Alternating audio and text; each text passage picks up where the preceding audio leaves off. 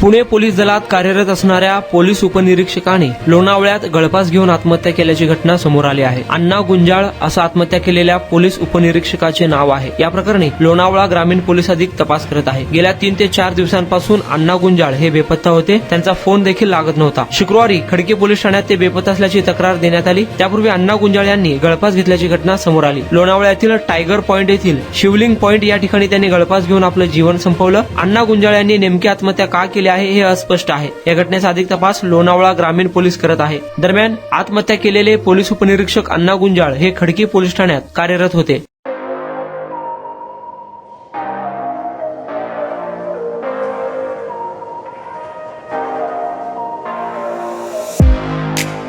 तुम्ही देखील तुमच्या बाईकमध्ये पेट्रोल टाकून थकलाय का? मग चिंता का करताय? लुनिया ईव्ही हब घेऊन आले आहेत तुमच्यासाठी ई बाईक. सोलापुरातील ई बाईकचे भव्य शोरूम म्हणजे लुनिया ईव्ही हब. यांच्या इथे ई बाईक आणि स्पोर्ट्स बाईक उपलब्ध आहेत. मग वाट कसली पाहताय? आत्ताच भेट द्या लुनिया ईव्ही हबला आणि टेस्ट ड्राईव्हचा आनंद घ्या. आमचा पत्ता जोशी पेट्रोल पंपासमोर, जुळे, सोलापूर. Contact number 9309857930 7507886648.